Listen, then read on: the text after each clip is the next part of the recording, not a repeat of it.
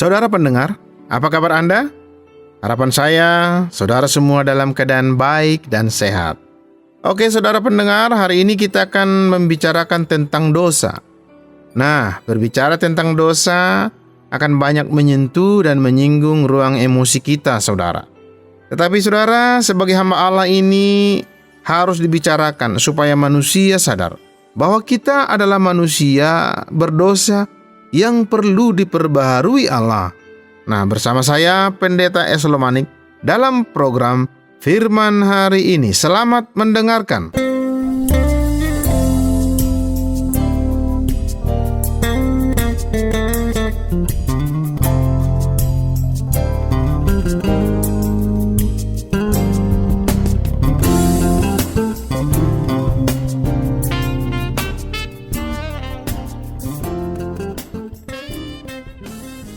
Saudara pendengar, ketika Anda memasuki sejarah umat perjanjian lama, Anda akan melihat berbagai nabi muncul bersama pesan yang mereka sampaikan.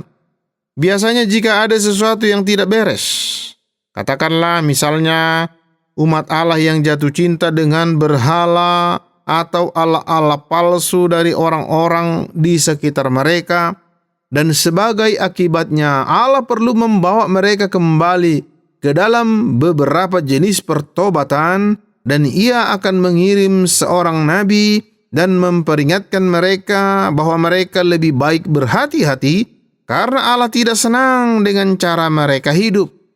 Dia ingin agar mereka bertobat dan kembali kepadanya.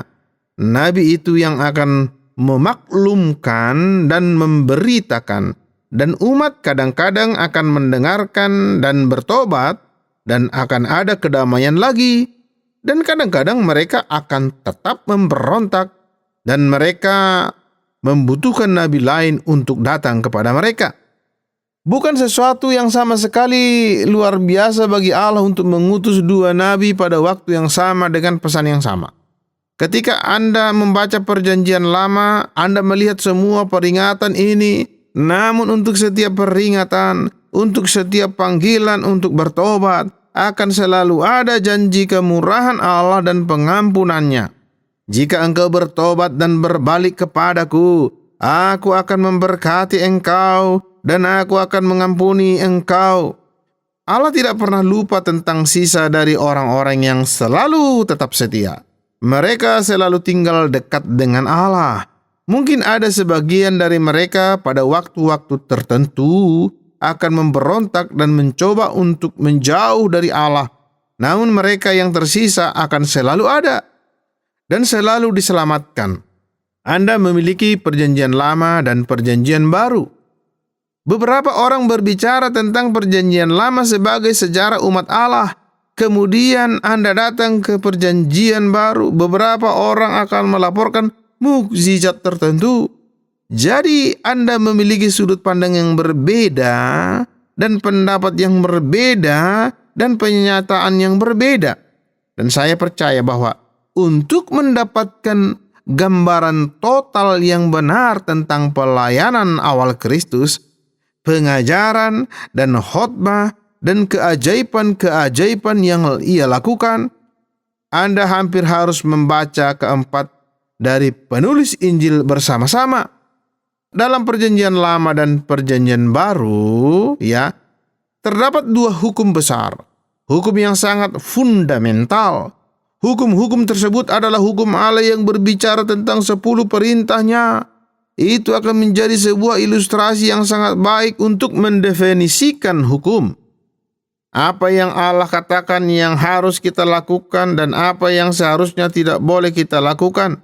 Anda akan melihat bahwa dalam Kerajaan pasal 20 Allah memberikan 10 perintah Allah yang penting bagi kita untuk menyadari bahwa Ia ingin agar kita tidak hanya melakukan hal-hal tertentu yang berkenan kepadanya, tetapi juga untuk menghindari hal-hal yang Ia beritahukan kepada kita untuk tidak melakukannya, untuk tidak mengutuk atau bersumpah, untuk tidak berbohong terhadap sesama kita, untuk tidak mengabaikan milik sesama, dan hal-hal seperti itu. Hukum Allah adalah hukum tertulis yang kudus bagi kita, orang untuk diikuti. Saudara pendengar, sebagai akibat dari kejatuhan ke dalam dosa, iblis telah menjebak kita ke dalam dosa dan Anda tahu bagaimana cara kerjanya.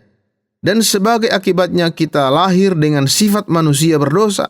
Kita tidak datang ke dunia ini sebagai makhluk yang indah, yang manis, yang jujur dan sempurna. Kita datang sebagai manusia berdosa. Seluruh umat manusia telah dilahirkan dengan cara ini, dan sebagai akibatnya sifat berdosa tetap di dalam hati kita. Kita memiliki, bahkan mereka yang telah menjadi Kristen selama beberapa dekade masih memiliki dalam hati kita keinginan berdosa yang menggunakan iblis untuk mencobai kita dan untuk membawa kita jauh dari Allah. Ini adalah bagian dari hukum Allah. Sifat dosa, dan kita tidak bisa terus hukum yang sempurna. Akibatnya saudara, kita menyebut itu sebagai dosa. Dan karena dosa itu kita miliki kebutuhan akan keselamatan, kita tidak bisa menyelamatkan diri kita sendiri. Syukurlah saudara, ada lebih dari sekedar hukum dan dalam firman Allah.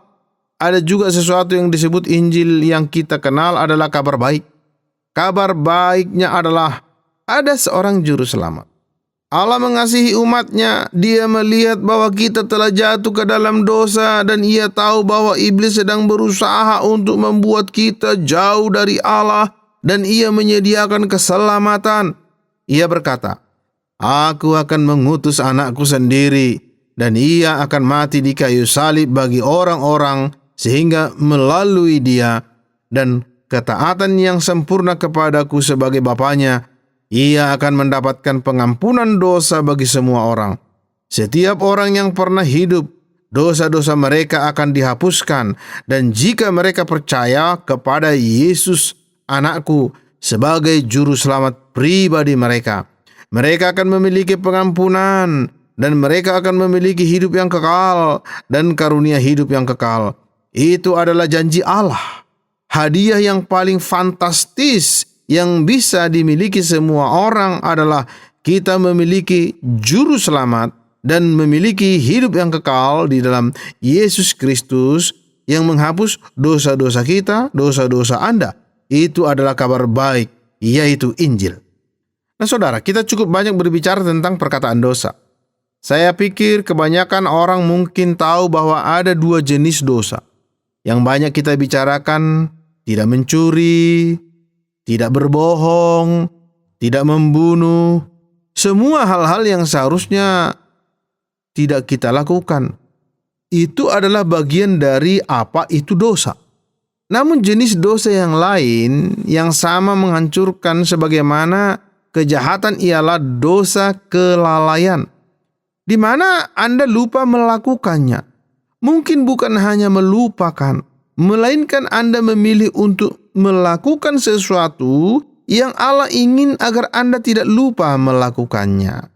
Allah ingin agar Anda mengingatnya.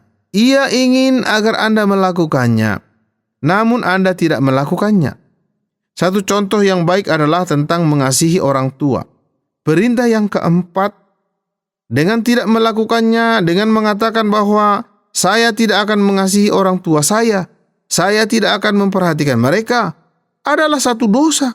Sama seperti melakukan dosa lain adalah dosa. Jadi jika Anda tidak melakukan apa yang Allah ingin Anda lakukan, misalnya menyembah Dia, berdoa kepadanya, menunjukkan kasih terhadapnya, memberitahu orang lain tentang Dia, ketika Anda gagal melakukannya, itu adalah dosa. Itu adalah dosa kelalaian. Menurut saya, baik kalau kita ingat bahwa melalaikan berarti menyingkirkan. Jika Anda melalaikan seseorang dari daftar undangan yang Anda undang untuk pesta ulang tahun Anda, itu berarti Anda menyingkirkan mereka. Melalaikan suatu dosa, sesuatu yang Allah ingin agar Anda lakukan, seperti menunjukkan kasih, menunjukkan pengertian, membantu orang lain dalam menjaga harta mereka.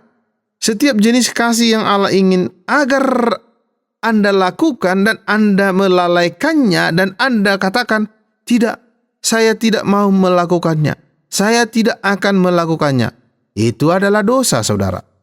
Karena itu ketika Anda berdoa mohon pengampunan, saya berharap Anda berdoa untuk semua dosa. Bukan hanya dosa-dosa yang Anda lakukan, tetapi juga dosa-dosa yang Anda lalaikan. Keduanya membutuhkan pengampunan Allah. Adalah indah untuk mengetahui bahwa Allah telah memberikan kepada kita pengampunan untuk semua dosa. Bukan hanya sebagian dari dosa-dosa itu, melainkan semua dosa. Tinjauan tentang hukum Allah ini, kebenaran Allah yang sempurna yang tidak dapat dicapai oleh seseorang manusia pun karena dosa kita. Bahwa Kristus harus datang. Ia adalah Allah yang sempurna dan juga manusia yang sempurna. Ia tidak mempunyai seorang ayah secara manusia. Allah adalah Bapa. Allah Roh Kudus menaungi Maria sehingga Maria mengandung, dan karena itu Allah dan manusia, Yesus adalah manusia dan juga Allah. Karena itu melalui pengampunannya dan ketaatannya, bahwa ia tidak membutuhkan pengampunan karena ketaatannya dan kepastian bahwa dosa-dosa kita diampuni. Allah telah membuatnya menjadi kurban penghapus dosa bagi kita, supaya kita dapat diselamatkan, dan itulah kemuliaan kabar baik. Saudara, perlu diingat bahwa ketika menggunakan firman Allah, hukum Allah yang merupakan realisasi bahwa kita bersalah dan tidak dapat diselamatkan jika bukan karena Kristus, dan Injil yang mengatakan bahwa Kristus datang dan mengambil tempat itu dan membayar upah dosa kita.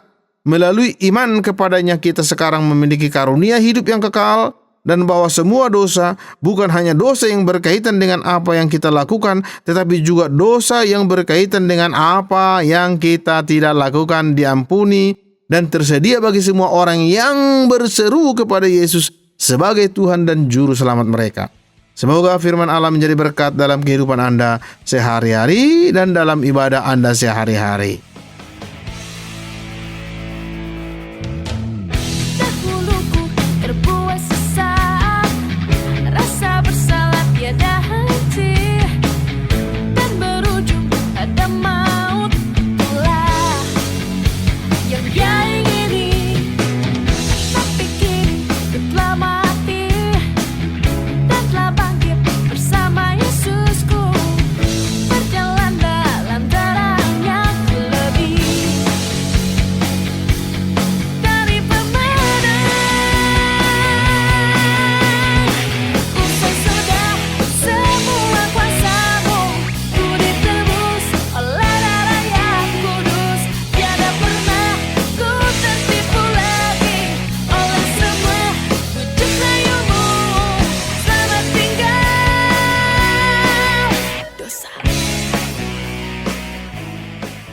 Saudara, jika Anda diberkati dengan program ini, silakan kirim respon Anda ke acara Firman Hari Ini, Tromol Pos 261 Batu 65302, Jawa Timur.